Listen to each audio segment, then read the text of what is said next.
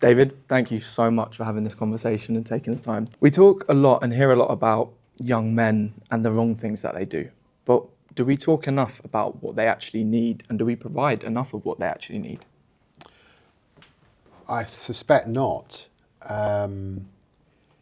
Look, as I said on the panel, I grew up in a poor environment. I did not have a father. He left when I was 12. Now, I had some great mentors that stepped in, but I do really remember lots of anxiety and worry about what my place was. How do I be? Now, I thought that was unique very much to growing up young, black, from Tottenham, which was a sort of typically inner city area. I think the depth and breadth of the conversation today is much wider than that. It's not about socioeconomic background. It's literally about being a boy or a man. So what young men and boys need, what the requirements are, the how bit, I think you've got a point, and there's a lot to do. I don't think that's all for government. Mm-hmm. That's as a wider society as well, culturally, but it's definitely the right question. Mm-hmm. And you said it's not necessarily for government. What role and responsibility do you think that government, organisations and communities have to help young men thrive? Look, I think government has a big role to be a big part of that conversation. A lot of young men feel anxious about money and how they will provide for themselves and in the future, and that's a cost of living crisis playing out in their lives. There is optimism about the future in one sense, but clearly we're having this conversation at a time when there's big technological change, things like AI present that require us to intervene and give people, young men particularly, the skills to navigate this new world.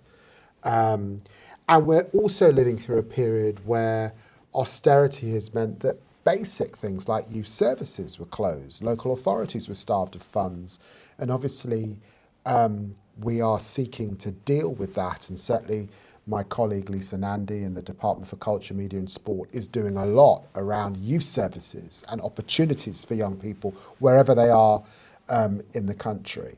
And it's also important that, where there are opportunities for young people, they're not just concentrated in London. They have to be right across the breadth of the country, north and south, seaside towns.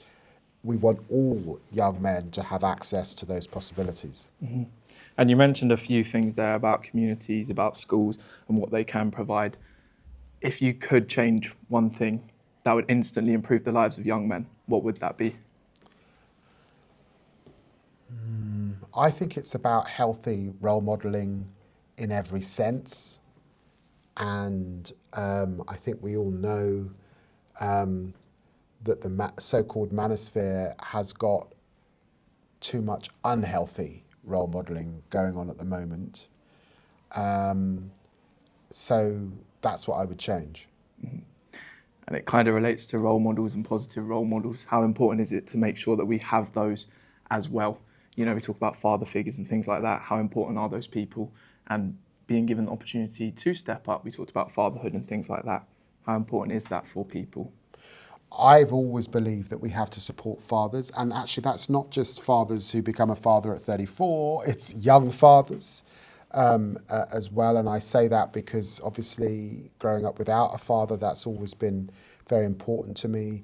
15 years ago, I set up an all-party group, this is all political parties, on the issue of fatherhood to campaign for more for fathers, and I'm really pleased that work is still going on 15 years later, and we've got a government that's beginning to wrestle with some of those issues. I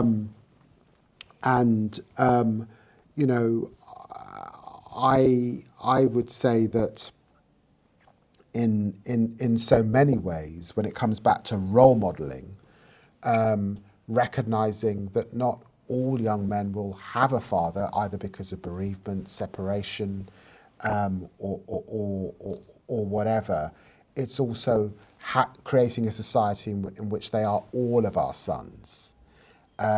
We are all able to be engaged. We are all taking responsibility. And certainly that we're not letting the for-profit motive, and I worry that that's been too present behind some of the companies in the social media world, crowd out our responsibility to nurture, support, create safe environments, and actually to be generous, kind, and loving. I completely agree. I think the power of support, belonging, as you said, community, and having something and some people to look up to and be around is so powerful. So thank you so much for your perspective on that. I really appreciate it and hope it shows a lot of young men that they're not alone and there are plenty of conversations and things being done to allow them to thrive in this society. So thank you. Thank you.